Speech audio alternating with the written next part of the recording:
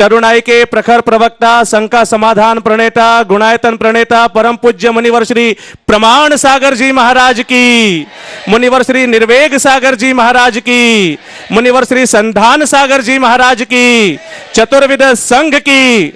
बंधुओं, देश और विदेश में विख्यात शंका समाधान कार्यक्रम के आज के सत्र में हम आप सभी का स्वागत, वंदन, अभिनंदन करते हैं। शंका समाधान का आज का सत्र प्रारंभ हो उसके पूर्व कुछ आवश्यक सूचनाएं हम इस मंच के माध्यम से आपको देना चाहते हैं। कल दोपहर में पूज्य मुनि श्री विराट सागर जी महाराज, विशाल सागर जी महाराज, निराकार सागर जी महाराज, श्रीयस गुप्त जी, ऐसे चार मुनिराजों की जन्मभूमि धर्म नगरी हाट पिपलिया में प्रथम बार परम पूज्य मुनि श्री प्रमाण सागर जी महाराज सत्संग का भव्य नगर आगमन ठीक दोपहर 2 बजे देवगढ़ रोड से प्रारंभ होगा और पूज्य मुनि संघ के सानिध्य में ही परसों परम पूज्य आचार्य भगवान विद्यासागर जी महाराज का 57वां मुनि दीक्षा दिवस भी भव्यता के साथ नगर हाट पिपलिया में ही सानंद संपन्न होगा। 3 दिन का उसके पश्चात प्रवास पूज्य मुनि संघ का हाट पिपलिया में होगा और 17 जुलाई की प्रातःकालीन वेला में उदयनगर मंदिर से एक भव्य मंगल आगवानी के रूप में ऐतिहासिक भव्य आगवानी इंदौर नगर की होगी और उसके पश्चात गुरु पूर्णिमा महोत्सव के दिन 21 जुलाई की दोपहर में ठीक 1 बजे से परम पूज्य प्रमाण सागर जी महाराज सत्संग का वर्षा योग कलश स्थापना का कार्यक्रम इंदौर में संपन्न होगा। क्रमशः और भी सभी जानकारियां मंच के माध्यम से आपको समय समय पर मिलती रहेगी। आज हम पुनः रुख करते हैं आज के शंका समाधान के सत्र की ओर और यह मंच हम पूज्य मुनि श्री संधान सागर जी को समर्पित करें। उसके पूर्व हम पूज्य गुरुदेव के चरणों में आशीर्वाद लेने के लिए पहुंचते हैं। अपने दोनों हाथों को जोड़कर त्रैबार नमोस्तु निवेदित करेंगे। बोलिए, हे गुरुदेव नमोस्तु नमोस्तु। आशीर्वाद लेने के लिए पहुंचते हैं। अपने दोनों हाथों को जोड़कर त्रैबार नमोस्तु निवेदित करेंगे। बोलिए, हे गुरुदेव नमोस्तु नमोस्तु नमोस्तु गुरुदेव। आज का यह शंका समाधान का सत्र अपन प्रारंभ करते हैं और प्रथम प्रश्न के लिए मैं आमंत्रित करता हूं सलोनी जैन, सिद्धिगंज, अपना प्रश्न रख रही और उसके बाद में शुभम जैन, सिद्धिगंज तैयार रहेंगे। महाराज जी के चरणों में मेरे और मेरे परिवार की तरफ से त्रिबार नमोस्तु। महाराज जी, मेरा प्रश्न यह है कि भगवान जब विहार करते हैं तो उनके आगे कमल आते हैं, तो वहाँ एक कमल से दूसरे कमल पर कैसे जाते हैं? देखो, कमल कौन लाता है? देवोपनीत। किसके द्वारा लाते हैं? देवोपनीत होता है। तो देवों के द्वारा कमल की रचना होती है और जैसे जैसे भगवान के कदम बढ़ते हैं कमल भी आगे बढ़ते जाते हैं। समझिए, अपने आप होता है। चलिए, नमोस्तु महाराज। शुभम जी जैन, सिद्धिगंज, अपना प्रश्न रख रहे हैं और उसके बाद में तैयार रहेंगे नीला छाबड़ा, हाट पिपलिया। महाराज जी को त्रिबार नमोस्तु नमोस्तु नमोस्तु। महाराज जी, मेरा प्रश्न यह था कि अभिमान और स्वाभिमान की पहचान कैसे करें? देखिए, अभिमान और स्वाभिमान में एक बारीक अंतर है। इसे समझने के लिए 4 शब्दों पर ध्यान दें। मान,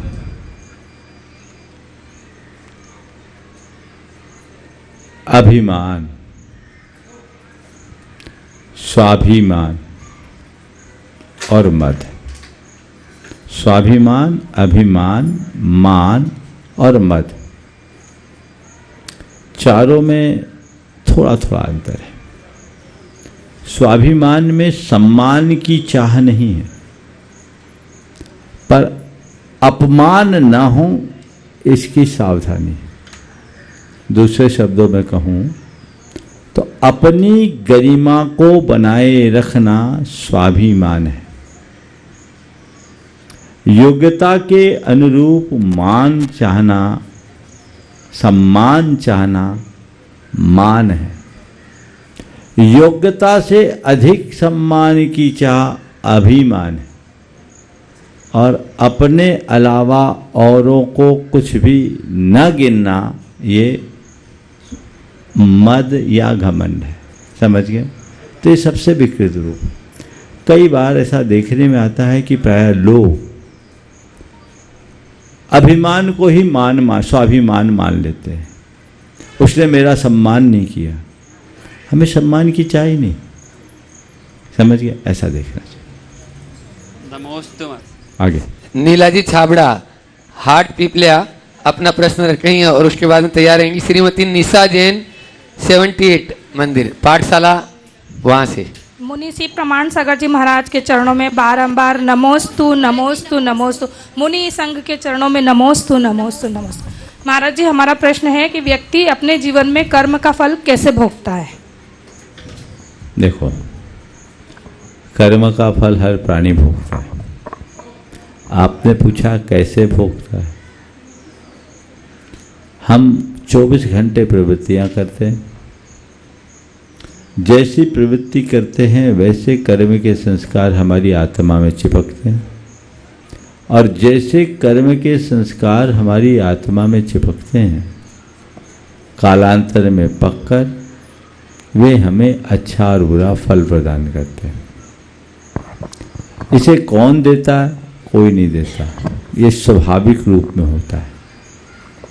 जैसे बंधता है वैसे ही उगता है, उदय में आता है, और उसका फल हमें प्राप्त होता है। लेकिन इस कर्म बंध से फल प्राप्ति की प्रक्रिया में द्रव्य क्षेत्र काल भाव का बड़ा प्रभाव होता है। जैसे प्रसंग और परिस्थितियां होती है, कर्म अपना फल तदनुरूप देता है। अनुकूल द्रव्य क्षेत्र काल भाव के होने पर कर्म का फल अलग होता है, और द्रव्य क्षेत्र काल भाव के अनुकूल न होने पर कर्म का फल अलग।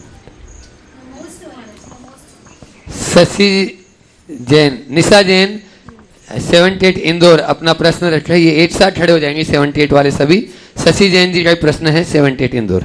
परम पूज्य आदरणीय प्रमाण सागर जी महाराज की जय। हमारे इंदौर का भाग्य जागा कि आपका संग आया।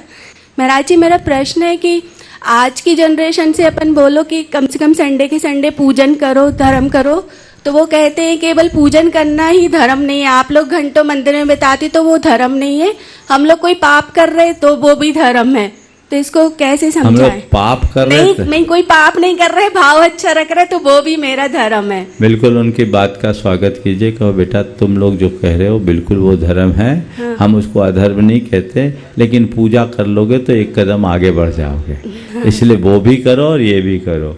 और उन्हें पूजा पाठ की प्रेरणा देने के साथ साथ ये भी कहना चाहिए कि पूजा पाठ केवल क्रिया नहीं है, जीवन में सकारात्मकता को जगाने की एक प्रार्थना है, जिससे हमारे अंदर सकारात्मक प्रेरणा मिले और हम आगे बढ़े, तो बच्चों का उत्साह बढ़ेगा।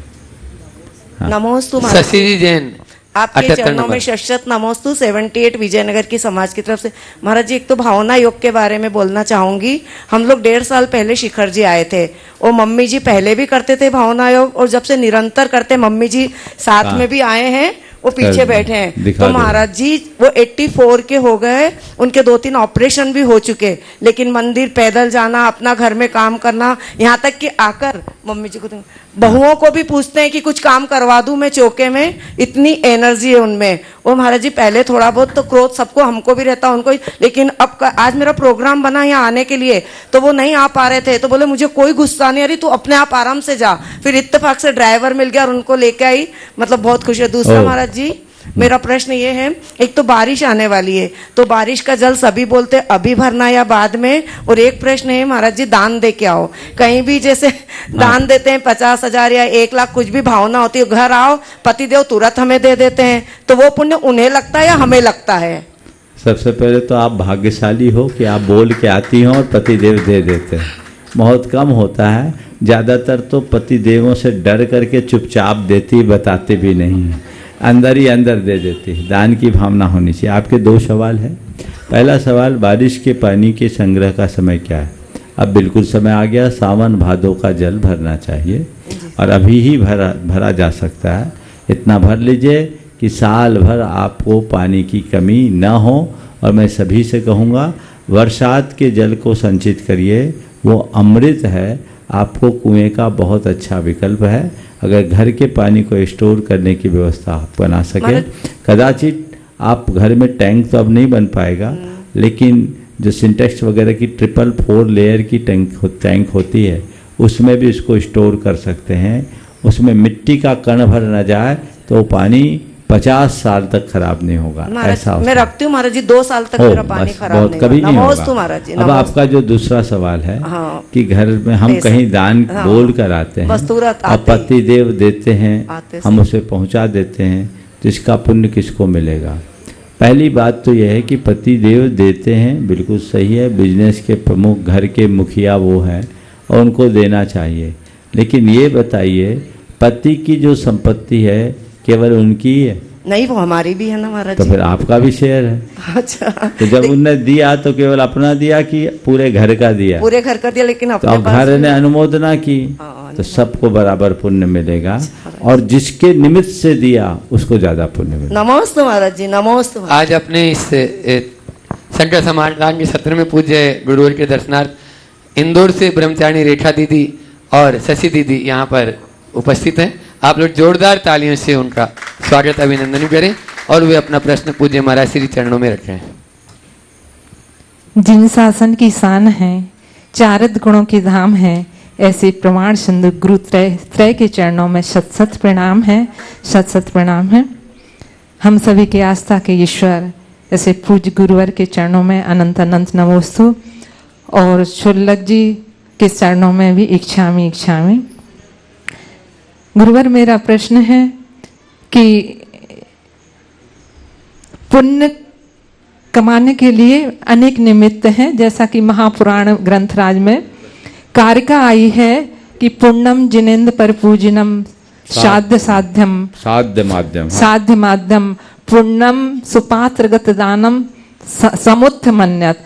तो इसमें हमारा प्रश्न ये है कि एक बार मुनि श्री श्रवण सागर महाराज जी ने कहा था कि यदि 1,00,000 व्यक्तियों को हम भोजन करा देते हैं तो वो पुण्य हमें नहीं मिलता जो हम मुनिराज के कर पात्र में 1 ग्रास आहार देते हैं, तो उससे भी कई गुना पुण्य हमको अर्जित हो जाता है, मिलता है। तो हमारा प्रश्न इसमें है कि आहार दान के विषय में ही ये बात है कि ज्ञान दान के विषय में भी ऐसा हो सकता है कि हम ज्ञान दान श्रावकों को, ग्रस्तों को बहुत माध्यम में दे रहे हैं, लेकिन यदि हमारे माध्यम से व्रती समाज को, बहनों को या आर्यिकाओं को या मुनिराजों को, छुल्लक जी आदि को यदि हम ज्ञान दान देते हैं तो उस ज्ञान दान का पुण्य भी क्या इसी प्रकार से बढ़ करके मिलेगा क्या? ओ, बहुत अच्छी की आदि पुराण की एक कारिका है, पुण्यम जिनेन्द्र परिपूजन साध्य माध्यम पुण्यम सुपात्रगत दान समुत्थ मन्नत पुण्यम व्रतानुचरणा दुपवास योगा पुण्यार्थिना सतत पुण्य समाज नियम। गृहस्थों के धर्म में 4 धर्म बताया गया, दान, पूजा, शील और उपवास, और यही चारों आपके पुण्योपार्जन के विशेष माध्यम हैं। भगवान की पूजा से पुण्य अर्जित होता है, व्रत उपवास भी पुण्योपार्जन के साथ कर्म निजरा का कारण है, शील संयम के पालन से भी जीवन की उन्नति होती है। जहाँ तक पात्र दान का सवाल है, इस संदर्भ में मैं एक ही बात कहूँगा, एक बीज अलग अलग भूमि पे बोने से अलग अलग फलता है कि नहीं फलता है? उपजाऊ भूमि में बो, उर्वर भूमि में बो तो बीज अलग फलता है, अब बंजर भूमि में बोने पर बीज अलग फलेगा, है ना। कहीं कहीं हम लोग सुनते हैं सामान्य रूप से फसल अगर 15 गुनी होती है तो कुछ कुछ खेत ऐसे होते हैं जहाँ 25 गुने भी हो जाते हैं, ऐसा आप लोग सुनते हैं। तो ये अंतर क्यों आया? भूमि की उर्वरता से उसमें बोए गए बीज का फल अलग अलग मिलता है। तो पात्र क्या है? भूमि, और दान है वो बीज। जैसी भूमि में दान बीज बोओगे वैसा फल मिलेगा। तो अलग अलग पात्रों को दिए गए दान का अलग अलग परिणाम मिलता है। इसमें केवल आहार दान नहीं, चारों प्रकार के दान को समाविष्ट करके रखना चाहिए। लेकिन इस लोभ में हमें बाकी दान करना ही नहीं, ऐसा भाव मत रखना, हम तो वही करें नहीं। दान एक कर्म है और उस कर्म का पालन प्रत्येक व्यक्ति को अपनी अपनी भूमिका के अनुसार करना चाहिए। पात्र समुपस्थित रहे तो पात्र दान दो, और पात्र की उपस्थिति न हो तो जो मिले, दान का पात्र आया है, दान देने योग्य निमित्त बना है तो दान दें, क्योंकि एक पारमार्थिक दान है और एक हमारा करुणा दान, सामाजिक दान है। हमें दोनों प्रकार के दान का ख्याल रखना चाहिए। आपका उत्तर इतना ही है कि अलग अलग भूमि में बोए गए बीज अलग अलग फलते हैं, अलग अलग पात्रों को दिया गया दान अलग अलग फलता है। कि माता को अवधि ज्ञान होता है कि नहीं, क्योंकि वो है अपने पति से ही उसका सपनों का फल पूछती है। देखिए, और भोग भूमि की महिलाओं को अवधि ज्ञान होता है कि नहीं? निषेध तो कहीं नहीं है, विधान भी देखने को नहीं मिलता। होता होगा, लेकिन हमें एक बात का अनुभव है, हमारे पास कितना भी ज्ञान हो, कोई नई बात हो ना, तो उसकी पुष्टि अपनों से बड़ों से कराने में ज़्यादा आनंद होता है। तो होगा, हो सकता है उनको उनके सपनों का फल मालूम हो, लेकिन वो अपने सपनों को अपने पति तक शेयर करना चाहती और उनके मुख से सुनना चाहती हो, शायद ऐसा भी।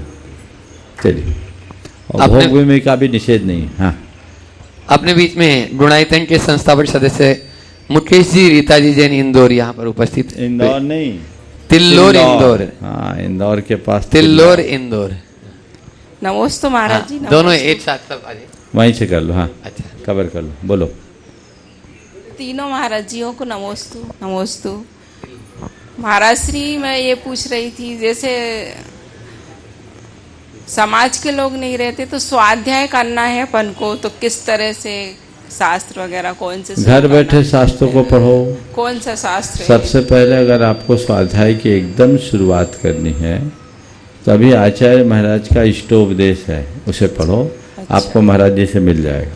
ठीक, महाराज से ले लेना। चलो महाराज श्री, एक बात और, मेरे ससुर जी है ना, अभी 4 महीने पहले गिर गए थे, तो वो अभी टीवी पे आपका देख रहे होंगे, उनको आशीर्वाद दे दिए। वो चल नहीं पाते हैं, बहुत बहुत आशीर्वाद। चलिए आगे। आज जिस स्थान पर यह संकट समाधान हो रहा है, ऐसे सरस्वती शिशु मंदिर के प्राचार्य अपने बीच में यहाँ पर है, कल्याण सिंह जी राजपूत, पूरे स्टाफ के साथ में, पूरे पदाधिकारी जो उनके हैं जितने भी, एक बार जोरदार तालियों से उनका स्वागत अभिनंदन कर दें।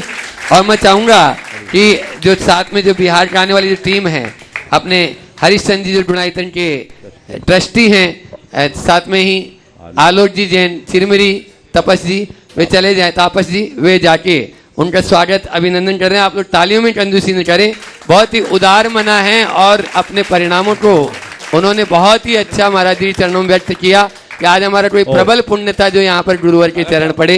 ऐसे सरस्वती शिशु मंदिर कल्याण सिंह जी राजपूत अपना प्रश्न भी रख रहे हैं, और भी उस टीम में जो पूछना चाहें वे महाराज श्री जी से अनुमति लेकर पूछ लेंगे। हरिओम। महाराज जी के श्री चरणों में सरस्वती शिशु मंदिर परिवार की ओर से, राष्ट्रीय स्वयंसेवक संघ परिवार की ओर से सादर प्रणाम करता हूं, एवं अपने आप को एवं पूरे विद्यालय परिवार को आज धन्य महसूस करता हूं कि वास्तव में आपके श्री चरण इस विद्यालय में पधारे हैं।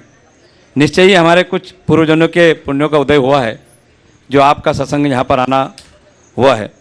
महाराज जी, चूँकि मैं शिक्षा विभाग से जुड़ा हूँ, इसलिए मेरे मन में प्रश्न भी उसी से है कि सामान्यतः बालक जिस माध्यम में पढ़ता है, जैसे क्षेत्र में रहता है, वैसे ही वो आगे जाकर के उसके जीवन का निर्माण होता है। वर्तमान समय में पूरे देश भर में शिक्षा का माध्यम अंग्रेजी होता जा रहा है, तो क्या हम आगे जाकर के अंग्रेजी माध्यम की शिक्षा से हमारे बच्चों में हमारी संस्कृति, हमारे संस्कार, हमारे तीज त्यौहार, हमारी परंपराओं को बनाए रख पाएंगे? ये कितना उचित है शिक्षा का अंग्रेजीकरण होना? मार्गदर्शन करें। देखिए, आपने जो सवाल उठाया है बहुत गंभीर चिंता का विषय, और हमारे गुरुदेव ने इस विषय में पिछले 20 वर्षों से एक बहुत बड़ी अलख जगाई और समाज को प्रेरित किया। गुरुदेव की प्रेरणा से मध्य प्रदेश में मध्य प्रदेश सरकार ने अटल बिहारी हिंदू विश्वविद्यालय की स्थापना भी की। मुझे ये कहने में बड़ी प्रसन्नता है कि मध्य प्रदेश भारत का पहला राज्य है जहाँ मेडिकल की पढ़ाई भी हिंदी में होने लगी है। इसे बाहर करना चाहिए। ये बात बिल्कुल अनुसंधानों से पुष्ट हो चुकी है कि हम अपनी मातृभाषा में जितनी आसानी से पढ़ सकते हैं उतनी किसी और भाषा में नहीं। मनुष्य की जो उसकी मातृभाषा है वो अब सपना उसी में देखता है जी। भले उसे अनेक भाषाओं का ज्ञान हो पर सपने में तो वही भाषा आएगी जो उसकी मातृभाषा है। हमें मातृभाषा का पूरा ध्यान रखना चाहिए क्योंकि भाषा में संस्कृति का प्रवाह होता है। हमारी भाषा अगर अपनी नहीं रही तो संस्कृति अपनी नहीं रही। हमारी प्राचीन जो शिक्षा प्रणाली थी वहाँ मातृभाषा में स्वभाषा में हमें पढ़ाया जाता था, तो उससे हमें देश की संस्कृति का, परंपरा का, रीति रिवाजों का और लोक मान्यताओं का बहुत अच्छे से ज्ञान हो जाता था। अब जब से अंग्रेजी माध्यम शुरू हुआ और उस तरफ लोगों का रुझान बढ़ा तो उससे धीरे धीरे हमारी मूलभूत संस्कृति और उसके संस्कार हमसे लुप्त होने लगे, तो इसे रोकना चाहिए। और दूसरी बात, ऐसे लोग जो घर में तो हिंदी बोलते हैं, परिवेश पूरा हिंदी का है या अपनी क्षेत्रीय भाषा का है, पढ़ते अंग्रेजी में, न इधर के रह पाते न उधर के रह पाते, न उनकी हिंदी अच्छी रह पाती न अंग्रेजी की अच्छी रह पाती। ये अंधानुकरण है, इससे बचना चाहिए। और आज भी अपनी भाषा में पढ़ने वाले लोग बहुत सफलता के शिखर तक पहुँचे हैं। अंग्रेजी माध्यम का अंधानुकरण करना उचित नहीं है। भाषा जितनी बन सके सीखिए। एक नहीं, दुनिया की सारी भाषाओं का ज्ञान पाना अच्छी बात है, लेकिन माध्यम अपनी भाषा होनी चाहिए। अपनी भाषा में ही हम अपना काम करेंगे।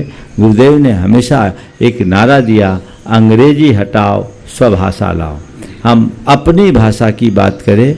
जब तक हमारी भाषा, हमारी भूषा, हमारा भोजन और हमारा भेषज यानी औषधि अपनी नहीं होगी तब तक हमारी भावना भी अपनी नहीं होगी, और जब तक भावना अपनी नहीं होगी हम अपने देश को आगे बढ़ाने में समर्थ नहीं हो सकेंगे। इसलिए आज जो ये अंधानुकरण की प्रणाली चल गई है इसे रोकना चाहिए और घर परिवार के परिवेश को देखते हुए यदि हिंदी भाषा में कहीं पढ़ाई जाती है या मातृभाषा में, स्वदेशी भाषा में पढ़ाई जाती है तो बच्चों को वहाँ पढ़ाने का प्रयास करना चाहिए। ये सोच मन से हटा देना चाहिए कि इंग्लिश मीडियम में ना पढ़ने से हमारा बच्चा पीछे रह जाएगा। अब तो रिक्शा वाला भी अपने बच्चों को इंग्लिश मीडियम में भेजता है, तो ये सोच गलत है। हिंदी माध्यम के सारे विद्यालय अब खाली होने लगे।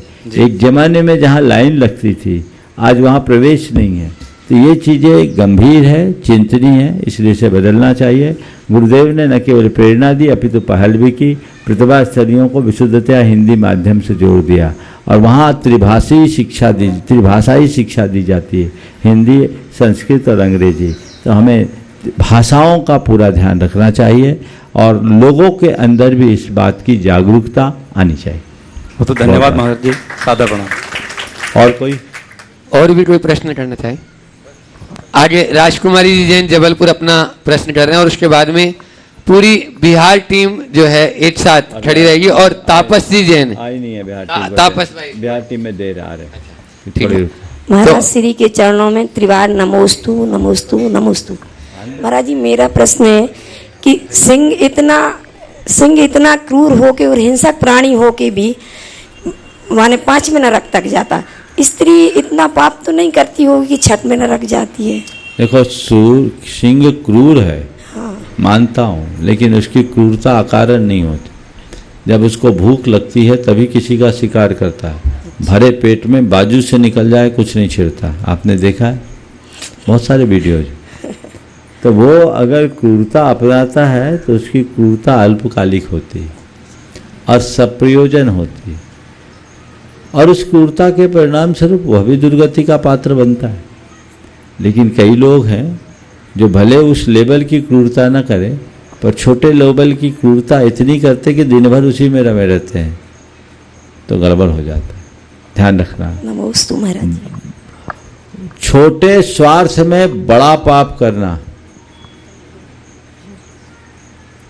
और बड़े स्वार्थ में छोटा पाप करना, कौन अच्छा है? बोलो।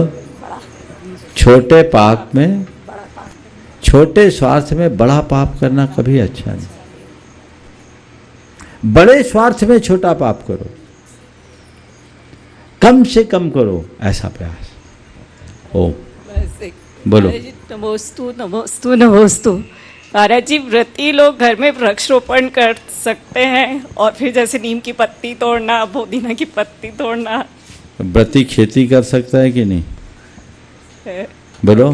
व्रती खेती करता है कि नहीं? करता है, तो पेड़ लगाना खेती का ही तो एक अंग है, कर सकता है, अनावश्यक न करे। महाराज जी, मेरा प्रश्न है, सीता जी को ऐसे के कौन से कर्म के उदय से उसको डबल में वनवास भुगतना पड़ा? देखिए, स्पष्टतया ये उल्लेख तो नहीं मिलता कि सीता जी के ऊपर इतना कष्ट क्यों आया, पर कुछ न कुछ कारण तो होगा, बिना कारण के कार्य नहीं होता। दूसरे अर्थ में हम ये भी कह सकते हैं कि एक कारण तो एक कारण आता है कि उनके ऊपर लांछन क्यों लगा। वो निष्कलंक थी, पतिव्रता सती थी, फिर भी उन पर झूठा लांछन क्यों लगा।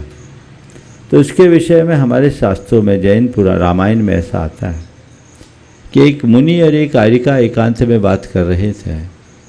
उनको देखकर उनके मन में कभी पिछले जन्म में एक भ्रम हो गया था, शंका आ गई थी, जबकि वो दोनों सगे भाई बहन थे।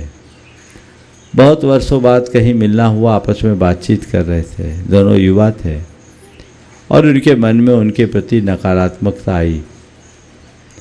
इससे उनका ऐसा कर्म बंधा कि वे निष्कलंक होने के बाद भी कलंकित बनी और उनके जीवन में जो कष्ट आए, कोई ना कोई कर्म होगा, लेकिन इसके साथ साथ एक संयोग भी होता है। मेरा मानना है कि संयोग केवल कर्मजन्य नहीं होते, संयोग होते हैं और कभी कभी किसी व्यक्ति के व्यक्तित्व के निर्माण के लिए भी ऐसे संयोग जुड़ जाते हैं। आज सीता एक संपूर्ण भारतीय लोगों के लिए आदर्श बनी। क्यों बनी? यदि उनके साथ ऐसा कुछ न घटता और एक सामान्य महारानी की तरह होती तो सीता माँ को लोग याद करते क्या? हाँ, तो ऐसा समझिए कि ये उनके जीवन के निर्माण के लिए। रामचंद्र जी का भी वनवास क्यों हुआ, इसका कोई शास्त्र में उल्लेख नहीं मिलता, पर राम को राम बनना था इसलिए राम बन गए। राम बन नहीं जाते तो राम बन नहीं पाते। बोलो। रामचंद्र जी अगर वनवास नहीं गए होते, अयोध्या के राजा राम बने होते, उनके जीवन में इतना संघर्ष और चुनौतियां नहीं होती, तो क्या वो जन जन के राजा बन जाते? अयोध्या के राजा तो पता नहीं कितने बने उनसे पहले और उनके बाद भी, पर श्री राम तो एक ही है ना। तो कुछ संयोग, मैं आप सबको एक गहरी बात बताने जा रहा हूं। जीवन में अगर कुछ अघट घटता है तो रो मत। अघट बुरा ही होता है ऐसा मत सोचो, तुम्हारे अच्छे के लिए भी अघट घट सकता है, वो तुम्हारे निर्माण का कारण बन सकता है। इसलिए जब कभी विपरीत परिस्थितियां आए, उन्हें सहज भाव से स्वीकार करो, चुनौती की तरह देखो और अपनी कुशलता से उसे उपलब्धि में परिवर्तित करो। महाराज जी आपका भी है? महाराज जी एक छोटा सा प्रश्न और है। बोलो जल्दी से। महाराज जी के चरणों में बारंबार नमोस्तु भगवान, नमोस्तु नमोस्तु। महाराज जी हमारा छोटा सा गांव है, उसमें हमने एक छोटा सा चैत्यालय बना रखा है। उसमें हम कुएं का पानी का अभाव होने के कारण हम श्री जी का अभिषेक, उसका समाधान है बारिश का पानी इकट्ठा कर लो। जी हो गया, कुएं के पानी की कोई ज़रूरत नहीं है। तुम्हारे छोटे से गांव में 5000 लीटर की टंकी रख लो, साल भर पूज जाएगा। नमोस्तु नमोस्तु भगवान। टीके जैन साहब इंदौर अपना प्रश्न रखना। उसके बाद में आशीष जी रंडवाल हाट पीपलिया, जो कोषाध्यक्ष है मुनि सेवा समिति के। भावना योग प्रवर्तक मुनि श्री प्रमाण सागर जी के चरणों में बहुत त्रिबार वंदन वंदन वंदन। नमोस्तु नमोस्तु नमोस्तु। त्रय मुनि राजों के चरणों में नमोस्तु नमोस्तु। सवाल कर लो भाई। महाराज जी, मेरा प्रश्न है, ऐसा कहते हैं कि दिन भर में हमारे 60,000 विचार हमारे दिमाग में आते हैं, उनमें शुभ कम होते हैं और अशुभ की अधिकता ज़्यादा होती है। हम ऐसा क्या करें कि हमारे विचारों में शुभ की ओर जावे, अशुभ से हम बचें? देखो, ये बात स्वाभाविक है। हमारे संस्कार ऐसे हैं, उन संस्कारों के कारण, जन्मजात संस्कारों के कारण नकारात्मक विचार ज़्यादा आते हैं। उन नकारात्मक विचारों से अपने आप को बचाना चाहते हैं तो हमें 2 काम करना चाहिए। पहला काम जो बड़ा सरल है, अपने आप को जितना बन सके शुभ आलम्बनों से जोड़ के रखो मैक्सिमम। और दूसरा, अपने विचारों की शुद्धिकरण के लिए अपने विचारों के प्रहरी बनो। जब भी हमारे मन में कोई अशुभ विचार उत्पन्न हो, अपनी निंदा ग्रह करें और उसके लिए मन ही मन संकल्प लें कि ये विचार मेरे अनुकूल नहीं, मैं इसकी पुनरावृत्ति नहीं करूँगा और मुझे सही सोचना है। हमारे विचारों में अंकुश लगेगा। नमोस्तु महाराज, नमोस्तु महाराज। आशीष जी डंडवाला हाट पिपलिया, कोषाध्यक्ष मुनि सेवा समिति, अपना प्रश्न रखें और उसके बाद में तैयार रहेंगे जो पूज्य मुनि संघ की रात दिन सेवा में संलग्न रहता है ऐसा तापस भाई गुणायतन के चरणों में बारंबार नमोस्तु नमोस्तु नमोस्तु। महाराज जी, विगत कई वर्षों से मुनि सेवा समिति में रहते हुए साधुओं की व्यक्ति करने का लाभ प्राप्त हो रहा है, लेकिन कभी कभी व्यापार की आपाधापी में चाहते हुए भी पूर्ण मन से मैं ये कार्य नहीं कर पाता। क्या मेरे पापाश्रय का कारण है? देखो, सेवा करना पुण्याश्रय का कारण है, पर सेवा नहीं करना पापाश्रय का कारण नहीं है। पाप का उदय मान लो जो अंतराय डालता है। अच्छा कार्य करने का अवसर पाना और अच्छा कार्य करना पुण्य के उदय से होता है और पुण्य का लाभ कराता है। लेकिन अच्छा कार्य का अवसर आने पर भी उसका लाभ न उठा पाना पापोदय का कारण समझना, अंतराय का कारण समझना। परिस्थिति ऐसी बन गई, काश मेरी अनुकूलता होती तो मैं वो भी कर पाता। तो उसमें पाप का उदय है, पाप का बंध नहीं। ऐसी घड़ी में अगर सेवा कर न पाओ तो मन में हीनता मत लाओ, भावना भाव अनुमोदना करो, औरों को प्रेरित करो, तो उसका भी कुछ अंश में लाभ मिलेगा। नमस्ते महाराज जी। एक बार जोरदार तालियों से इस भाई का सम्मान कर दो। तापस पहले प्रदीप पूछो। प्रदीप जी कर रहे हैं। प्रदीप जी हाट पिपले अपना प्रश्न कर रहे हैं। गुरुदेव के चरणों में बार बार नमस्तु। जैसा कि आपने अभी बोला गुरुदेव, वर्षा के जल का प्रयोग तो हम आपकी प्रेरणा से 4-5 सालों से घर में कर रहे हैं। आपने अभिषेक का बोला, तो अभिषेक करने में वर्षा के जल में कोई बाधा तो नहीं है? कोई बाधा नहीं, जिससे साधु को आहार दे सकते, भगवान का अभिषेक क्यों नहीं कर। और एक बात और बताऊं, अगर बरसात के जल से भगवान का अभिषेक करोगे, श्री जी हमेशा दैदीप्यमान दिखेंगे, कोई दाग नहीं, कोई निशान नहीं। वो डिस्टिल वाटर है, एकदम शुद्ध है। और जहाँ जहाँ कुआं का साधन नहीं है वहाँ तो वही करना। विदेशों में तो लोग यही करते हैं, आप कर सकते हैं। नमस्ते गुरुदेव, नमस्ते। अब नहीं देखो, तापस जी गुणायतन अपना प्रश्न रख रहे हैं और उसके बाद में तैयार रहेंगे तपन जी बढ़ जाता है इंदौर। हरीश जी पहले, इसके बाद हाँ दोनों पूछो अलग अलग। अच्छा, दोनों का इकट्ठा प्रश्न। महाराज के चरणों में त्रिवार नमस्ते। महाराज जी, अपने जीवन को प्रभावशाली कैसे बनाए गुरुदेव? क्योंकि सुना है जिन तारों में करंट नहीं होता है अक्सर उन्हीं पे लोग कपड़ा सुखा देते हैं। कृपया मार्गदर्शन। क्या बात। अपने जीवन को प्रभावशाली कैसे बनाए, ऐसा कहा जाता है जिन तारों में करंट नहीं होता उसमें ही लोग कपड़ा सुखाते हैं। मैं कहना चाहूँगा कि अपना जीवन तार की तरह रखो, अपना जीवन तार की तरह बनाओ, करंट होने पर भी प्रयोग में आए और करंट न रहने पर भी प्रयोग में आए। उसे नेगेटिव क्यों ले रहे हो? तार में जब करंट होता है तो हमें पावर देता है, और तार जब करंट शून्य होता है तो भी हमारे काम में आता है। अच्छा व्यक्ति या प्रभावशाली व्यक्तित्व वही है जो अपनी प्रासंगिकता हर स्थिति में बना के रखे। उसके पास पावर हो तो और पावर ना हो तो तुम्हारे व्यक्तित्व की अनूठी छाप तुम्हारे अंदर होनी चाहिए। वो छाप अगर अंतर में बन गई एक बार तो फिर कहीं कोई कठिनाई नहीं है। तपन जी बढ़ जाते हैं इंदौर अपना प्रश्न। उससे पहले मैं आमंत्रित कर रहा हूँ गुणायतन के ही ट्रस्टी और जो रात दिन वे भी सेवा में लगे रहते हैं, बिहार में भी साथ चल रहे हैं, ऐसे हरीश चंद जी दिल्ली। तीनों महाराज को चरणों में नमोस्तु। महाराज जी मेरा प्रश्न, धर्म की अनेक परिभाषाएं हैं, धर्म की अनेक परिभाषाएं हैं, लेकिन जो स्वयं अपना और दूसरों का हित करे वही सच्चा धर्म कहलाता है। और देखने में आता है कि लोग दूसरों का हित करने की नहीं सोचते, ऐसा क्यों? देखो, धर्म की बात करना और धर्म को धारण करना, इसमें बड़ा अंतर है। दुनिया में धर्म की बात करने वाले तो बहुत लोग हैं, पर सच्चे अर्थों में धर्म को धारने वाले लोग बहुत थोड़े। जो धर्म को धारते हैं वो स्वपर हित का भाव कभी नहीं खोएगा, और जो केवल धर्म की बात करते हैं हो सकता है वो केवल स्वहित की बात करे, परहित की बात ना करे। हमें अपना स्थान धर्म के को धारण करने वालों में रखना है, धर्म की बात करने वालों में नहीं, तब हम अच्छा कर पाए। नमस्ते नमस्ते। तपन जी बढ़ जात्या इंदौर, वे अपना प्रश्न रखें और उसके बाद में तैयार रहेंगे हर्षिता जी जैन कासाम खजूरिया। सभी प्रेम से बोलेंगे जयकारा गुरुदेव का। ओम। सवाल कर लो भैया, टाइम खराब मत महाराज जी करो। नमोस्तु नमोस्तु नमोस्तु।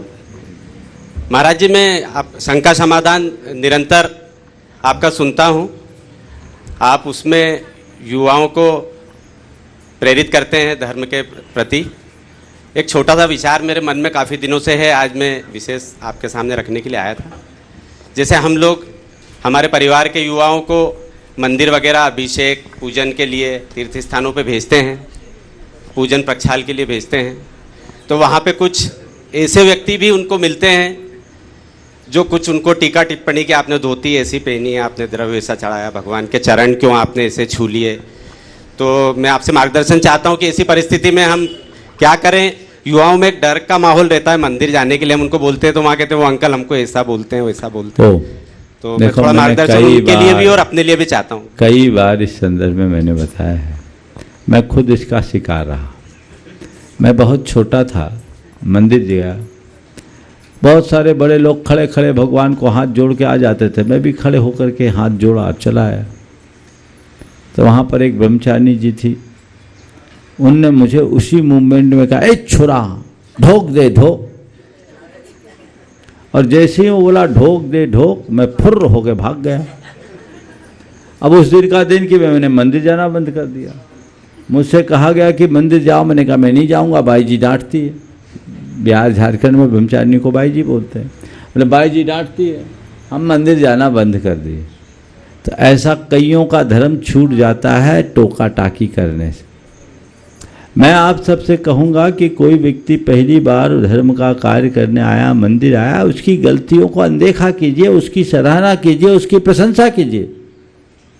और उसकी कोई गलती हो तो उस मूवमेंट में टोकने की जगह उसको बाद में अपने पास बुलाइए, प्यार से उसे उसकी पीठ थपथपाइए। बेटा, तुम जैसे नौजवान को मंदिर आता देखकर हमारा हृदय बड़ा प्रसन्न होता है। हम तो चाहते तुम जैसे नौयुवकों से मंदिर भरा रहे। तुम लोग यहाँ रहोगे तो मंदिर की शोभा होगी। बहुत अच्छा लगा, आज तुम पूजन में आए, आज तुम अभिषेक में आए, ऐसे ही रोज आया करो। और बेटे अभी तुम लोग मुझे लगता है पहली बार आए हो, अगर तुम चाहो तो मैं तुम्हें अभिषेक की पूरी प्रक्रिया समझा सकता हूँ, ताकि तुमसे कोई गलती ना हो और तुम पूर्ण पुण्य लाभ ले सको। ऐसा बोलो तो देखो आपके चरण छुएगा, आपसे अभिभूत होगा और आगे बढ़ सके। पर इतना सब्र हो तब तो। आप लोग तो एकदम लोडेड पिस्टल की तरह रहते हो, फायर। ऐसा क्यों? धन्य से एकदम टूट पड़ते हो। ये प्रवृत्ति अच्छी नहीं। एकांत में प्रेम पूर्वक सामने वाले को समझाइए ताकि वह न केवल समझे अपितु आपसे प्रेरित भी हो। नमोस्तु महाराज जी। पलक जी जैन खजूरिया अपना प्रश्न कर रहे हैं, उसके बाद में नूरी जैन महाराजपुर तैयार रहेंगे। महाराज श्री त्रियवार नमोस्तु नमोस्तु नमोस्तु। महाराज श्री हमारे द्वारा कोई भी पाप हुआ हो वह एक बार दान देने से कट जाता है क्या? क्या?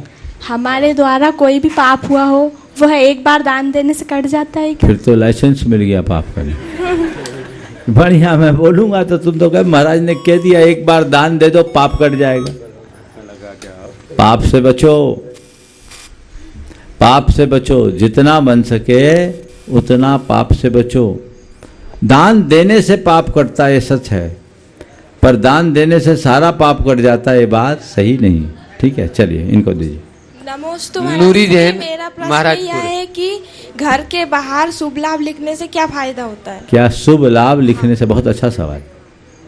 शुभ लाभ हमारी संस्कृति की बड़ी सशक्त अभिव्यक्ति है। हमारे यहाँ केवल लाभ को अच्छा नहीं माना गया, लाभ के साथ शुभ चाहिए। शुभ, कल्याण, मंगल, पवित्रता और पुण्य का द्योतक। हमने केवल लाभ को महत्व नहीं दिया, हमने शुभ को दिया। समझ गए? तो शुभ का लाभ हो, हम उसे ही लाभ मानते हैं जिसमें हमारा भला हो, जिसमें हमारा कल्याण हो। इसलिए घर के दरवाजे पर हम ये लिखते हैं, घर के दरवाजे पर ही नहीं, ओम, घर के दरवाजे पर ही नहीं, प्रतिष्ठानों में भी, कि शुभ लाभ चाहिए, अशुभ लाभ नहीं चाहिए। ये उसका नूरी जी जैन महाराजपुर अपना प्रश्न एक बीच में दूसरे ने रट दिया, कोई बात नहीं। चलो, हाँ हाँ, उसके बाद महाराज जी को अपन निवेदन करेंगे। महाराज जी, मेरी दादी सास थी, तो मम्मी ने नियम लिया था कि निस्वार्थ भाव से सेवा करूंगी, और उन्होंने जो कुछ भी दिया उन्होंने मतलब कुछ भी नहीं रखा। मम्मी जी ने सारा मंदिर में दान किया, और मैं भी अपनी मम्मी से बोलती हूँ आपको जो कुछ भी दान करना हो, मुझे कुछ भी नहीं चाहिए, आप दान कीजिए। और मेरे भाव भी यही हैं महाराज जी, मेरे घर बेटे नहीं है बेटियां हैं, तो इन सब भावों का, ये सब भाव बेटियों के निमित्त से हो सकते हैं क्या? देखो, अगर बेटियां पैरों पे खड़ी है, उनको कोई अभाव नहीं तो क्यों देते? नहीं देना। अपना धन अपने साथ ले जाओ। क्या बोल रहा हूँ? अपना धन अपने साथ ले जाओ, समझ गए? और अपने साथ ले जाने के लिए क्या करना है? करेंसी को एक्सचेंज करना है। यहाँ का रुपया अमेरिका में तो चलेगा नहीं, अमेरिका जाना है तो रुपया बदल कर डॉलर ले जाना होगा ना, तब ना अमेरिका में कुछ होगा। तो यहाँ का पैसा वहाँ काम में नहीं आएगा। यहाँ के पैसे को वहाँ काम में लेना चाहते हो तो अपने पैसे को पुण्य में परिवर्तित कर दो। दान दोगे पुण्य में परिवर्तित होगा, वो धन तुम्हारे साथ जाएगा। ऐसा करो। महाराज जी, मेरी बेटियों के लिए आशीर्वाद चाहिए। नहीं है ओ मुझे महाराज जी, यहाँ के लोगों में बहुत सरलता बस हो गया, चलिए। गांव के लोगों की सरलता बहुत है। ओम, हाँ, बीच में नहीं। पूज्य महाराज श्री जी चरणों में नमोस्तुनि दोनों हाथ जोड़ लीजिए। नमोस्तु निवेदित करते हुए हम सबकी ओर से कि वे अपनी शंका के माध्यम से हम सबको समाधान की गंगा में अवगाहन कराने का अवसर प्रदान करें। पूज्य महाराज श्री जी। मुनि श्री को नमोस्तु करते हुए गृहस्थ आश्रम में प्रवेश करने के बाद काम पुरुषार्थ सफल जब होता है तो योग्य संतान की प्राप्ति होती है। बेटा और बेटी कोई भी जब संतान होती है तो माता पिता सोचते हैं उसका ऐसा नाम रखा जाए जिस नाम के माध्यम से सब उसको चाहें भी और वह नाम उसके भविष्य को अच्छी दिशा दे सके। वर्तमान में बहुत से नए नए तरीके से बच्चों के नाम रख रहे हैं, अथवा यहाँ पर कुछ विद्वान भी आधा अक्षर इसमें होता वो गलत है, या अनेक प्रकार की भ्रमणाएं समाज में नाम रखने को लेकर के फैल रही हैं। आपके माध्यम से कोई ऐसा सुझाव मिले कि बच्चों के नामकरण किस तरह से धार्मिक संस्कार और पद्धति से करें कि बच्चों का भविष्य भी उज्जवल बने और वो हमारी भारतीय और श्रवण परंपरा का अच्छे से आनंद पूर्वक निर्वाह कर सकें। बहुत अच्छा सवाल महाराज श्री ने रखा है। देखिए, नाम का अपने आप में सीधा कोई बहुत बड़ा प्रभाव नहीं पड़ता, नाम तो केवल व्यवहार चलाने का एक साधन मात्र है।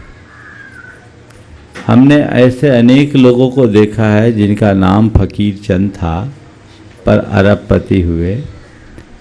एक छिदामी लाल जी थे जो बड़े अरबपति थे, और बहुत से करोड़े लाल को मैंने देखा जो मूंगफली बेचते फिरते। नाम से क्या हो? नाम व्यवहार चलाने का एक साधन मात्र है, लेकिन फिर भी व्यवहार चलाने के लिए नाम तो रखना है। कौन सा नाम रखें? तो हमारे शास्त्रों में नामकरण के लिए एक प्रक्रिया बताई कि भगवान के 1008 नामों को किसी एक मटके में डाल दो और उस बच्चे से एक पर्ची निकलवा लो। जो नाम निकले उस पर आधारित नाम उस बच्चे के लिए रख दो, वही उसके भविष्य का निर्धारण करेगा। ये विधि है हमारे शास्त्रों की। अब आजकल सब लोग अपने तरीके से नाम रखने, रहा सवाल आधे अक्षर से नाम रखने का। अब ये लोगों ने भ्रम उत्पन्न कर दिया। आज नाम से कुछ नहीं होता। हमारी पहचान हमारे नाम से कम काम से ज़्यादा होती है। काम होना चाहिए। आधे अक्षर वालों का क्या होता? मेरा नाम आधे अक्षर से है, कोई कमी दिखती है क्या तुम लोगों को? बोलो। परम पूज्य गुरुदेव आधे अक्षर से थे विद्या। गुरु राम गुरु ज्ञान सागर जी महाराज आधे अक्षर से थे। अरे नाम आधे अक्षर से हो तो क्या हो, काम तो पूरा होना चाहिए। एक बड़ी पुरानी कहावत है बुंदेलखंड की। एक व्यक्ति था, उसका नाम था ठन पाल। उसे लगा कि मेरा नाम अच्छा नहीं है, कोई अच्छा नाम रख लो। तो अच्छे नाम की चाह में वो घूमने गया कि देखो कोई अच्छा नाम पसंद आए तो मैं अपना नाम रख लूँ। देखा कि एक महिला जो साड़ी के नाम पर चीथड़े ओढ़ी हुई थी, वो कंडे बिन रही थी। उन्होंने पूछा, भाई तुम्हारा नाम क्या है? उसने कहा लक्ष्मी। जैसे ही लक्ष्मी नाम सुना, उसके मुख से निकला लक्ष्मी और इतने फटे हाल। आगे बढ़े। एक व्यक्ति खेत में काम कर रहा था और कपड़ों के नाम पर आधी धोती लपेटे था। उससे पूछा, भाई तुम्हारा क्या नाम है? बोले धनपाल। बोले धनपाल और इतना कंगाल? समझ में नहीं आया। फिर आगे बढ़ा। एक शव यात्रा आ रही। उसने पूछा, भैया क्या बात है, कौन मर गए? बोले अमर सिंह। कौन मर गए? बोले अमर सिंह। तो उसने कहा लक्ष्मी कंडा बीनती। लक्ष्मी कंडा बीनती हर हाके धनपाल। लक्ष्मी कंडा बीनती हर हाके धनपाल। और अमर सिंह भी मर गए, हम नोने ठन पाल। समझ गए? इसलिए नाम के संदर्भ में ये देखें। लेकिन तीर्थंकरों के नाम से, भगवान के नाम से जुड़े नाम रखिए। ऐसा नाम रखिए जिससे को उसका अर्थ हो, जो हमारी संस्कृति से जुड़ा हो, जो हमारी परंपरा से जुड़ा हो, जो हमारे धर्म से जुड़ा हो। वो नाम रखिए जिससे आपके अंदर भी उत्साह जगे, शुभ भाव हो। ऐसा वैसा नाम मत रखिए जो कभी कुत्ते बिल्लियों के रखे जाते थे, आजकल आदमियों के रखे जाने लगे। बचिए। हाँ, महाराज जी का कहना ओम श्री आदि अक्षरों से अरहम भगवान के नाम में आते हैं, इसलिए रख सकते, कोई बुराई नहीं। आगे अपने बीच में ब्रह्मचारी चिद्रूप भैया जी, ब्रह्मचारी मुकेश भैया जी यहाँ पर उपस्थित हैं। वे अपनी बात भी रखे हैं और प्रश्न भी पूज्य महाराज श्री जी के सामने रखे। बिहार टीम जल्दी तैयार हो जाए। परम पूज्य मुनि संघ के चरणों में बारंबार नमोस्तु और शंका महाराज जी के चरणों में रखूं। उसके पूर्व पुनः एक बार कल के कार्यक्रम की सूचना आप लोगों को देना चाहता हूं। कल आज का रात्रि विश्राम गांव बड़िया मांडू में होगा और वहाँ से मुनि संघ का प्रातः काल में 10 किलोमीटर के लगभग का विहार होगा और हाट पिपलिया की बाहरी सीमा पर बने आईटी कॉलेज में पूज्य मुनि संघ की आहारचर्या होगी। और आहारचर्या के पश्चात और देखिए संयोग, जैसा कि महाराज जी ने कहा था कि पूज्य विराट सागर जी के साथ हाट पिपलिया पहुंचना था, और विराट सागर जी भी जब पहली बार हाट पिपलिया में प्रवेश किए थे तो उनकी आहारचर्या भी उसी आईटी कॉलेज में हुई थी और वहीं से पूरी आगवानी की भूमिका बनी थी। तो कल आईटी कॉलेज हाट पिपलिया से दोपहर 2 बजे के बाद आगवानी की पूरी भूमिका रहेगी और कल शाम का शंका समाधान नगर हाट पिपलिया में ही होगा। आप सभी लोग अधिक से अधिक संख्या में आगवानी में पधारें और पूज्य मुनिश्री के दर्शन का और प्रवचनों का लाभ लें।